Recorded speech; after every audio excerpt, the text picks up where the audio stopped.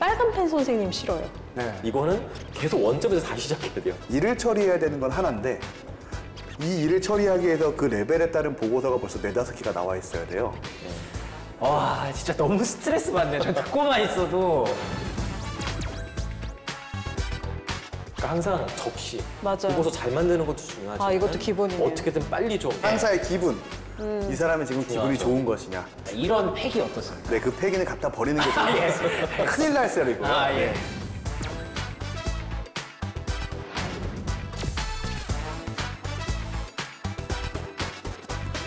이전 직장에서 저랑 되게 친한 이제 실장님이 계세요. 지금도 이제 되게 열심히 잘 하고 계신데 그분이랑 저랑 이제 친한데 같은 팀이에요. 제가 밑에서 네. 이제 일을 하는데 그분은 입에 달고 사시는 게 뭐냐면 항상 이거 빨리 퀵하게 해와. 우리 퀵하게 보자. 무슨 뭐 퀵 서비스잖아. 그 퀵의 기준이 얼마예요? 그럼 바로 해라는 얘기를 항상 퀵. 아. 이거 별거 아니니까 뭐 퀵해. 잠깐이면 되잖아. 퀵하게 하자. 우리 퀵하게 좀 이따 2시간 뒤에 보자.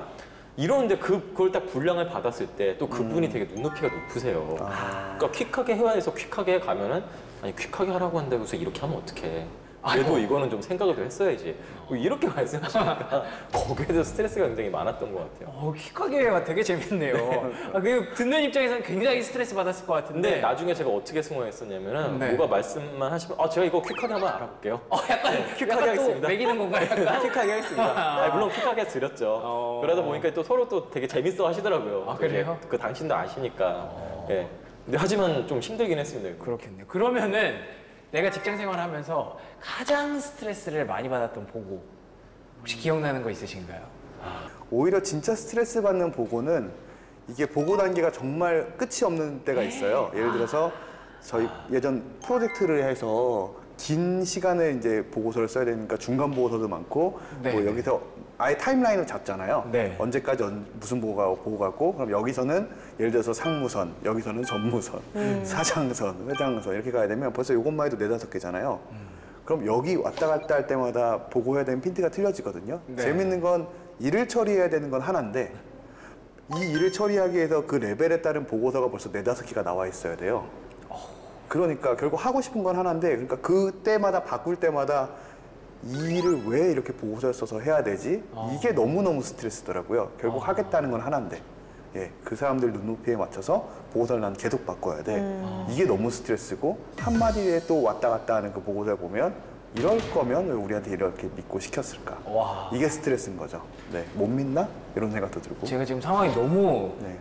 빠져 들어간 것 같아요. 너무 스트레스 받을 것 같고. 물론 악의 없이 피드백을 주시는 걸 수도 있잖아요. 네. 본인들의 경험에 의해서. 근데 그 한마디에 흔히 말해서 그냥 무심코 던진 돌에 개구리 맞아준 거예요. 그쵸. 보고서 쓰던 담당자들은 점점 그냥 피가 말라가는 거예요. 맞아요. 네, 미쳐버리는 거거든요. 맞아요. 그 순간에.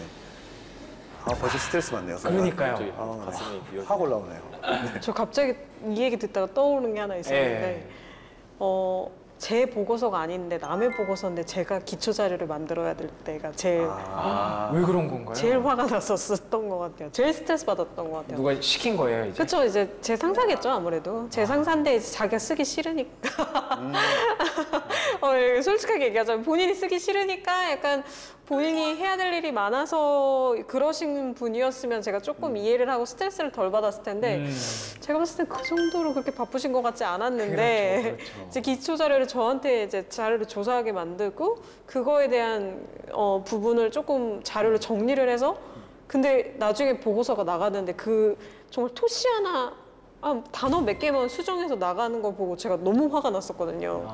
그때 그 보고서 썼을 때가 제일 화가 났던 것 같아요, 갑자기. 와, 이건 뭐 어떻게 해야 되는지도 모르겠네요. 이거 뭐 어디다 신고할 데도 없고. 그쵸. 네, 스트레스 많이 받으셨을 것 같아요. 부장님은요? 네, 저 같은 경우는 가장 스트레스 받았을 때가 또 옛날 직장인데요. 오래전이죠. 신임 팀장님으로 오신 분이 있었어요. 네. 그 신임 팀장이 원래 팀장을 하다가 오신 게 아니라 원래 이제 저처럼 이제 직원이었다가 이제 팀장이 이제 처음 되신 거예요. 어떤 리더가 처음 되신 분이세요. 근데 이분한테 보고를 해야 되는데 또 이분이 신기한 게도 어떤 그런 인사 쪽에 경험이 별로 없으신 분이 이렇게 이제 되신 거예요. 네. 그러다 보니까 어떤 그 글로벌 HR 관련해서 뭐 해외 법인이나 이런 거에 대해서 이제 제가 보고서를 이제 지시를 받아 만들었는데 문제가 뭐냐면 그거를 보시면서 계속 이건 계속 궁금증이 생기시는 거예요. 이건 왜 이렇지? 이건 이렇게 되는 거 아니야?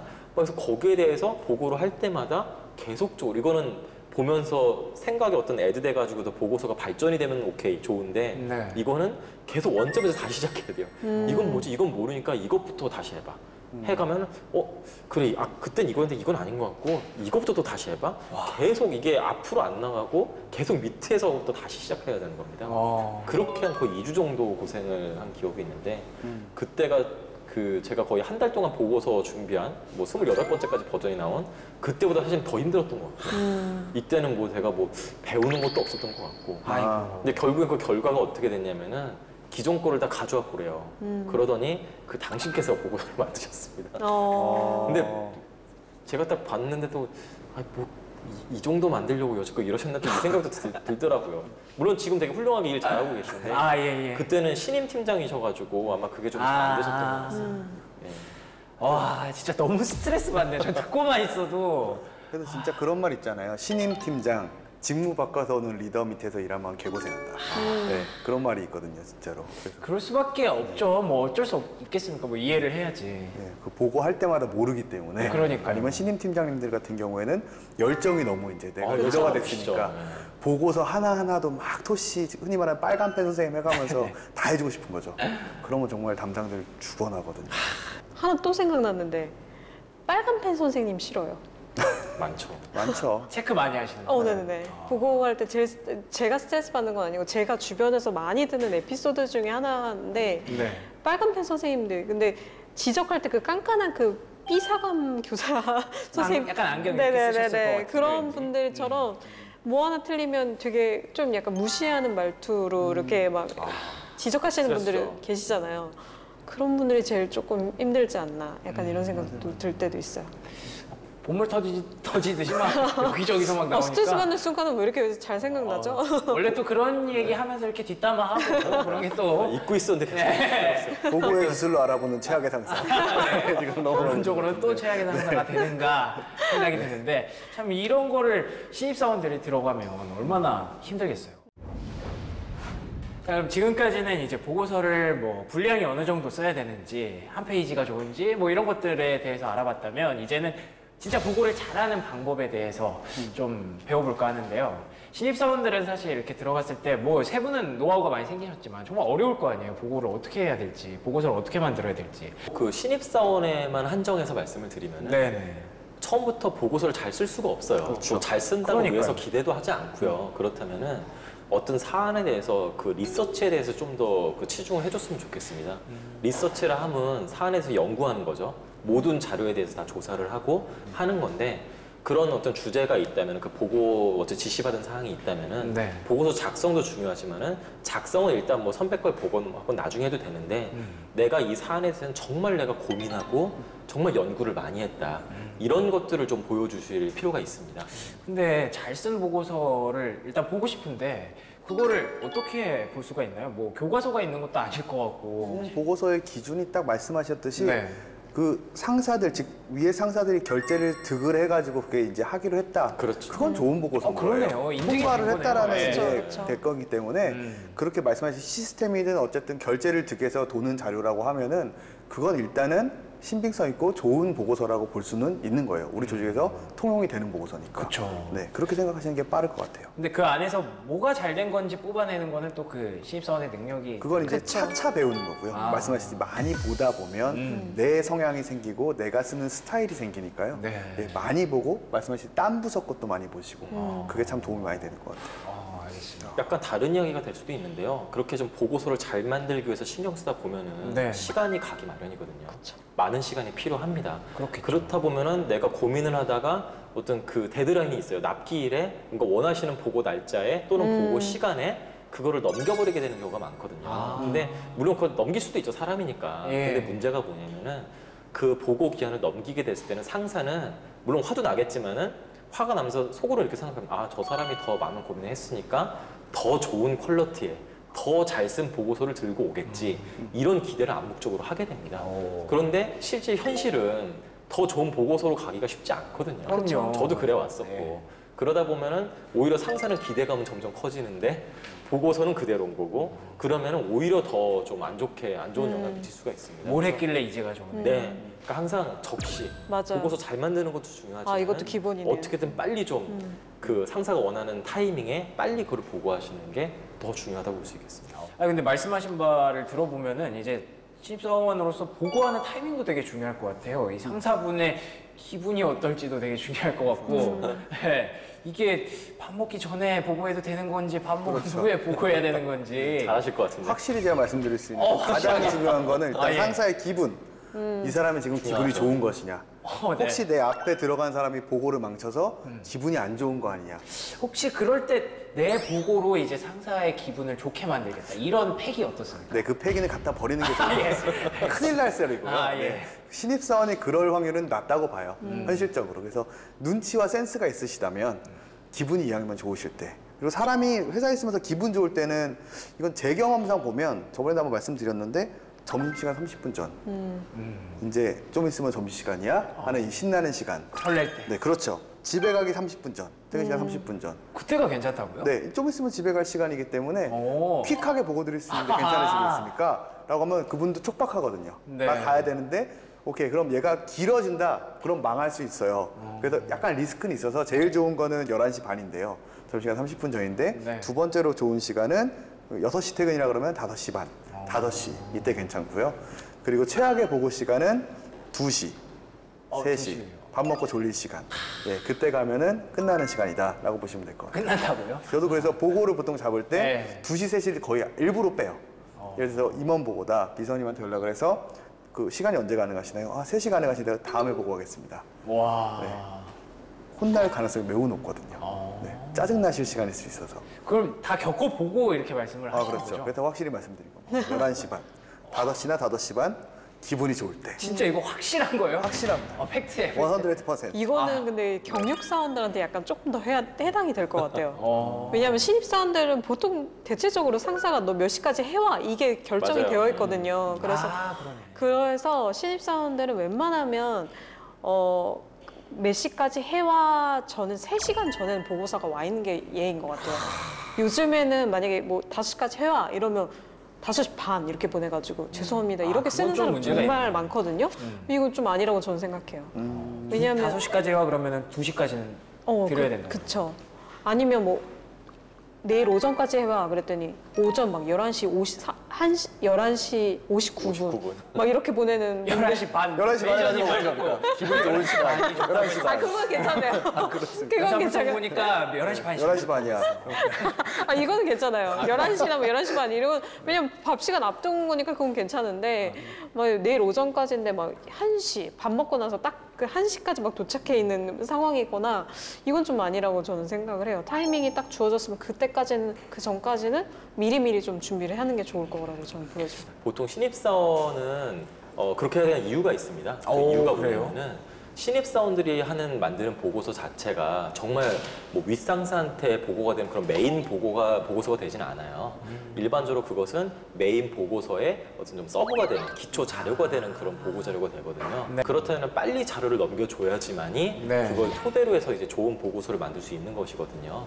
그래서 좀 더 빠른 타이밍에 이 보고를 하는 게 훨씬 좋겠습니다. 신입사원분들. 매니저님은 특정한 시간을 말씀해 주셨고 네. 책임님은 그거보다 조금 일찍. 미리. 그렇죠. 예, 주어진 시간보다 타이밍이 주어졌다면 주어졌다면. 그 시간보단 미리 무조건 그렇죠. 보고를 해야 된다. 이것도 공식이 있어요. 타이밍이 이것도 공식이 오전까지다. 네. 정해져 있다. 그럼 예약 메일이 발송이 가능하다면 전날 했다면 밤 11시 반 오. 예약 메일 발송 눌러놓으면 왜요?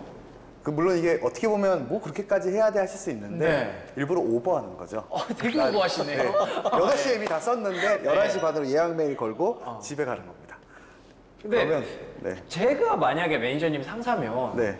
되게 티날 것 같아요. 그렇죠. 그건 얘는 아마 맨날 이 시간에 오고 얘는 맨날 이 시간에 보내네. 맨날 하면 안 되죠. 그렇군요. 그러면 아마추어죠. 맨날 하면 안 돼. 어쩌다 한번 임팩트 있어야 돼요. 한 달에 한 번 정도? 이거 야근 좀 했어요. 필살기 같은 네, 거군요. 그렇죠. 집에 가서 보냈나 보구나. 내가 집에 가서 일을 했네. 이런. 물론 강추하는 건 아니고요. 혹시 어쩌다 그분은 한번 알고 계신가요? 그 손 실장님은? 제가 그런 사람이 아니라는 걸 알기 때문에 아. 그렇게 보내지도 않고 그렇게 보내면 벌써 의심할 거예요. 그러니까 그만큼 타이밍이 중요하다. 중요하죠. 그만큼 또 보고도 중요하다. 네. 지금 말씀을 오늘 이렇게 쭉 듣다 보니까 보고가 정말 왜 이제서야 우리가 얘기를 하게 됐을까 싶을 정도로 거의 뭐 회사 생활의 절반 이상 그 정도로 차지한다고 봐도 될 것 그쵸. 같은데요. 모든 것이죠, 모든. 네. 모든 것이죠. 그러니까 그만큼 또 고민이 얼마나 많겠습니까? 네. 그래서 오늘도 고민들을 준비를 해봤습니다. 첫 번째 사연부터 바로 시작해도 될까요? 첫 번째 네. 사연은 김효진 책임님. 네. 읽어주시죠. 5년차 직장인 여자입니다. 저는 입사 후 쭉 홍보부에서 일하다가 한 달 전 마케팅 부서로 옮겼습니다. 홍보부에 있을 때 저는 보고서의 달인이라고 불렸습니다. 저희 팀장님은 제 보고서만 보면 어우, 이 보고서는 그냥 딱 보기만 해도 저 이 얘기하고 있어요 라고 해주는 것 같아. 참, 완벽해 완벽해. 이렇게 늘 칭찬해 주셨습니다. 제 보고서는 회사에서 일반적으로 쓰는 툴과 다릅니다. 제가 눈에 잘 띌 수 있도록 개인적으로 연구해서 만들었는데요. 글씨체와 포인트, 음영을 통해 말하고자 하는 바에 포인트를 팍팍 살려주는 겁니다. 그래서 핵심이 눈에 쏙 들어오는 거죠. 당연히 마케팅팀도 제가 만든 보고서가 더 효과적일 거라 생각했죠. 부서를 옮긴 후 팀장님께 첫 보고를 드리는 날 두근두근 보고서를 내밀었는데 보시자마자 보고서를 던지는 겁니다. 누가 네 맘대로 이렇게 보고서 써오래? 다시 와. 불같이 화를 내길래 어안이 벙벙했는데 막내가 달려와서 메모지를 주더라고요. 메모지 속 내용은 글씨체, 함초롱 바탕체, 글자 포인트, 주제는 13, 그 외 모든 내용은 11, 장편 90, 자감 마이너스 10, 모든 글자 가운데 정렬 절대 불가, 음영, 줄긋기 불가 이렇게 쓰여져 있더라고요. 저 조건을 지키지 않으면 보고서는 쳐다도 안 본대요. 그래서 저 조건대로 다시 보고를 올렸는데 야, 이딴 식으로 할 거면 때려쳐 때려쳐. 이러면서 또 보고서를 또 던지는 겁니다. 알고 봤더니 막내가 줄간격 140을 적어주지 않았던 거예요. 아무것도 몰랐던 저는 줄간격을 160으로 해갔거든요. 허무했습니다. 문제는 팀장님 방식대로 보고서를 작성하려고 하니 정리도 잘 안 되고 글도 잘 안 써지는 겁니다. 재미도 없고요. 하지만 보고는 받아야 하니까 팀장님이 보고는 해야 되니까 팀장님이 원하는 대로 해드리는 게 맞겠죠? 저의 방식대로 밀고 나오면 보고의 끝은 영원히 없겠죠? 아, 알겠습니다. 무슨 상사분이 AI 상사 이런 거 아닌가요? 네. 되게 뭐 어떻게 잘 자가네. 아시죠? 줄감?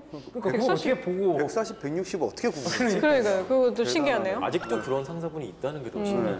저 인턴 생활 생각나가지고 깜짝 놀랐어요. 저 신입사원 때 막 네. 노란색을 썼더니 노란색은 신뢰가 안 가는 색이래요. 음. 노란색을 쓰지 말라고 합니다. 그래서 밤새도록 그 한 70장 정도 되는 자료를 다 그걸 고친 기억이 있어요. 근데 오늘 이렇게 말씀하신 것들을 들어보면 뭐 상사도 약간 조금 너무 과하다 싶긴 네. 하지만 그쵸. 근데 이분도 사실은 조금 고집이 보고서의 틀을 있긴 하세요. 굉장히 많이 그쵸. 고치고 그래야 이게 더 인정받는 보고서라고 생각해 오셨던 분이에요. 본인의 생각이 조금 강하신 것 같다는 네네. 생각이 좀 들긴 그래서 해요. 이분부터 먼저 얘기를 해보자면 네. 사실 이 보고서 틀을 작성하는 사람이 얼마든지 이렇게 수정을 해도 되는 건가요? 일반적으로 회사마다 물론 이제 회사마다 틀리긴 한데 네. 보고서 틀이 있는 회사는 그 보고서 틀이 있는 이유가 있습니다. 맞아요. 그러니까 그러니까요. 뭐냐면은 정말 어떤 틀 잡고 이런데 형식에 구애받지 말고 그것 때문에 이제 뭐 네모칸 뭐 짜고 이런 게 또 시간이 걸리거든요. 네. 특히나 어떤 마케팅 팀이나 영업 조직에 그런 경우가 더 많은데요. 네. 그냥 우리는 숫자가 중요하고 내용이 중요하기 때문에 이런 보고서 틀에는 얽매이지 말자. 그러니까 그냥 기본적인 틀에다가 그냥 숫자만 집어넣어라. 이런 경우가 많습니다. 아마도 사연 주신 분도 어떤 그런 그 규정, 정형적인 그런 포맷에 뭔가 맞추기를 원하는 그 팀장님이 만약에 이상한 분이 아니라면은 그러니까. 아마 그런 분이 아닐까라는 생각이 듭니다. 저도 그 생각이 좀 들어요. 그리고 또 그 보고서 형식이라는 것이 회사의 그런 아이덴티티를 나타냅니다. 네, 그러니까. 그래서 특히나 뭐 저도 이제 컨설팅 회사지만은 컨설팅 회사 그 포맷이 완전히 있어요. 거기에 무조건 맞춰야 됩니다. 무조건. 네, 물론 이제 내용은 뭐 자유롭게 하지만은 네. 기본적인 틀에 뭐 어떤 페이지, 뭐 중간 페이지는 이렇게 해도 이런 것들이 있기 때문에요. 네. 회사의 아이덴티티를 나타내기 때문에 또 거기에 어긋나면 물론 뭐 그거를 크게 제지하고 이러진 않는데요. 그거는 이제 그 회사의 어떤 자부심 및 어떤 그런 신뢰도를 또 상징하기 때문에 네, 그거는 최대한 좀 지키려고 노력을 하고 있습니다.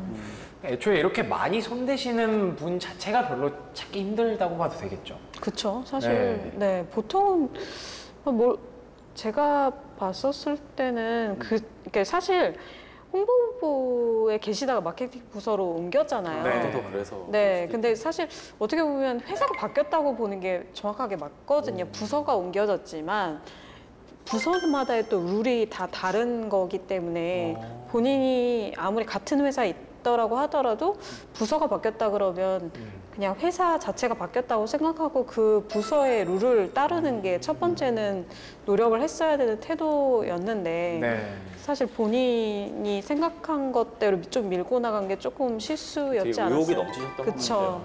근데 만약에 그러면은 이런 분을 혹시 보신 적은 있으세요? 제가 그런 사람이었어요. 아 그래요? 여기 계시군요. 신입사원 때 네. 정말 비주얼 막 그 애니메이션 뿅 튀어나오고 이런 어. 거를 했더니 결과가 어땠나요? 네, 참담했죠. 처참했고요.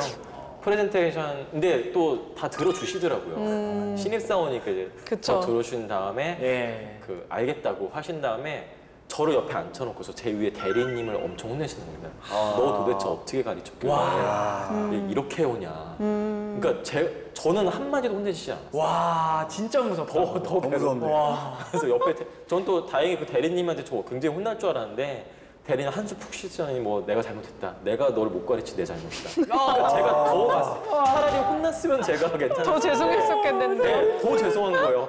야 이건 나 어떻게 해야 되나. 네. 그래서 바로 그때 고쳤습니다. 야. 그러니까 고쳤다는 거는 기존 이제 선배님들 하신 거를 보고서 좀 어떻게 그런 좀 비슷한 형식으로 이제 그게 바로 그 회사의 방식이었으니까. 네. 근데- 상사분이 더 지혜로우셨던 것 같아요. 둘 중 하나 이제 지혜롭거나 정말 무서운 분이거든요. 그러거든요. 지혜롭고 무서운 분이셨어요. 아. 반대로 그러면 이렇게 많이 손을 대서 결과가 좋았던 경우는 혹시 보신 적 있으신가요? 이게 사실 홍보부라서 가능했었지 네, 맞아요. 않았을까라는 그랬던 것 생각도 좀 들어요, 사실. 비주얼적인 측면이 또 그쵸. 중요할 수도 있기 때문에. 사실 어떻게 보면 되게 쉬운 걸 수도 있는데 이미 네. 룰이 있기 때문에 네. 본인이 그거에 맞추는 게 일단 맞다고 생각이 되고 내가 리더가 돼서 이 조직에서 장이 됐는데 그쵸. 이게 오히려 우리의 마케팅을 하는 데서 자율성을 해친다 그러면 그때 바꾸면 되는 거거든요. 그렇기 때문에 되게 심플하게 일단은 맞추는 게 맞는 것 같고요. 제 생각에는. 아마도 네. 초반에 그걸 정말 몰라서 아마 그렇게 네. 하셨던 것 같고요. 그럴 수는 있을 것 같아요. 사실은 저는 부장님은 신입 때 그러셨다잖아요. 네. 이분은 5년 차거든요. 그러니까요. 그래서 조금 그렇네. 의문점이 좀 들었어요. 저는 또 궁금한 게 네. 5년 차 동안은 되게 인정을 받으셨잖아요. 그쵸. 그런 걸 좋아하시는 상사분들도 있나요? 그럼요, 있죠. 그쵸. 오 그래요? 예를 들어서 톡톡 튀고 남들이 봤을 땐 되게 골칫덩이라고 하는데 네. 나는 이렇게 뭐 이런 표현 해주면 네 가지 없는 애들이 좋아. 그래서 그런 친구들을 좋아하는 맞습니다. 그럼요. 분들이 있어요. 있어요. 보고서도 그렇게 네, 내가 오히려 적겠어도 자기 마음대로 써도 자기가 뭘 하고 싶은지를 클리어하게 자기 얘기를 하는 걸 되게 좋아하는 상사분들이 그래요? 있어요. 또 네. 주변에서는 뭐 상사한테 너무 막 하는 거 아니야? 예의가 없어라고 맞아요. 판단을 해도 정작 상사는 얘는 나한테 자기 할 말 다 해줘서 좋아. 맞아요. 다들 나한테 아무 얘기도 안 해주는데 얘는 나한테 말도 걸어주고 자기 생각 다 말하니까 너무 좋아. 내 이런 뺨을 것도 때린 건 네가 처음이야. 약간 이런. 그런 거죠. 그러니까 저도 정말 황당했던 게 네. 제가 그래서 그 상사분을 제가 만났어요. 만나면서 제가 찾아가가지고 이분이 너무 지금 막 하는 것 같은데 내가 좀 혼내겠습니다. 그 착한 부장임에도 불구하고. 예. 물론 그때 부장이 아니었어요. 왜 거기 갑자기 끼어드셔가지고. 예. 근데 그분이 그러는 거예요. 그러면 저한테 아니야 나는 아무렇지도 않은데 나는 오히려 얘가 이 친구가 더 나한테 얘기를 잘해줘가지고 오히려 좋다고. 그 관점이 틀렸던 거예요. 아마도 그 상사분 좀 너무 리더 자리가 되게 외롭거든요. 그래서 그쵸. 뭔가 아무도 자기한테 그냥 보고할 때 빼놓고는 말을 안 걸고 뭔가 말하면 그냥 내내만 하지 자기 생각 얘기를 안 하니까 네. 오히려 그런 게 더 튀어서 더 좋아 보였을 수도 있었던 네. 것 같습니다.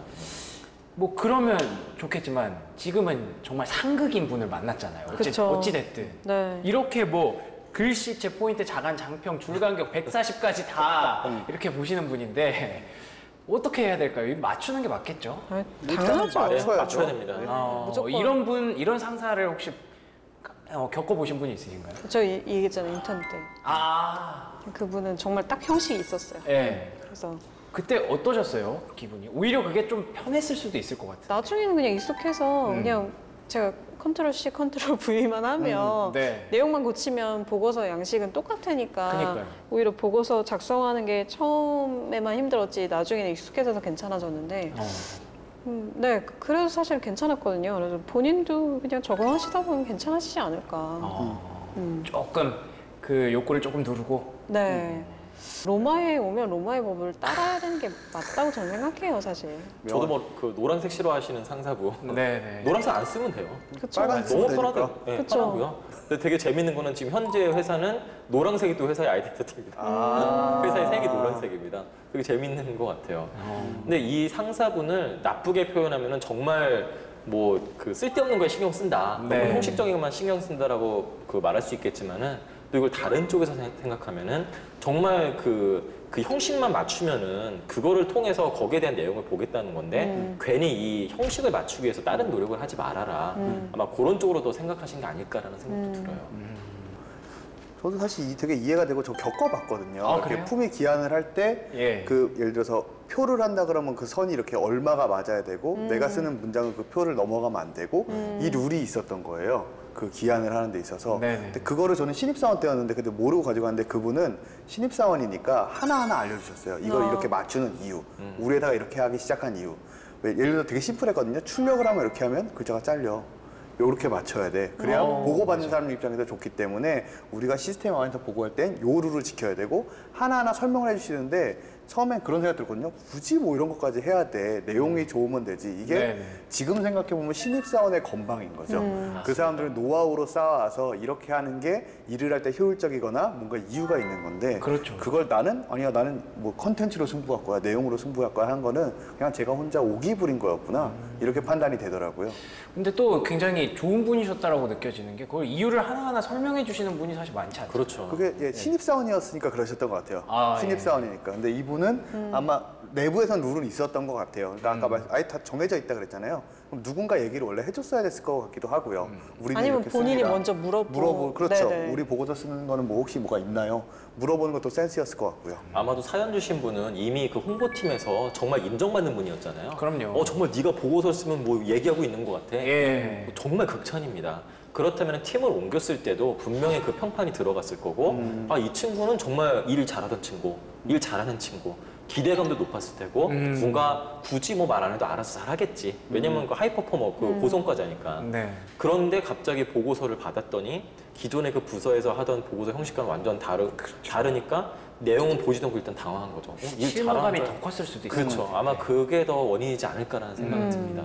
실망. 조금 안타깝지만 어찌됐든 그러면 이분은 잠시만 그 욕구를 좀 참으시고 네, 마케팅 부서 가신 만큼은 이제 조금 그 안에 있는 법을 따라라. 네, 이렇게 정리를 하면 될 것 같습니다. 저는 윗사람들에게 찍혔습니다. 시킨 일의 기한을 지키지 않아서인데요. 이 문제는 다 부장님 탓입니다. 회사를 다닌 지 어느덧 5년 차에 접어든 직장인입니다. 이상하게 보고만 하면 머릿속이 하얘지고 뇌에서 이상 증세가 나타나며 혀가 마비되는 듯 보이고 목소리가 나오지 않는 느낌입니다.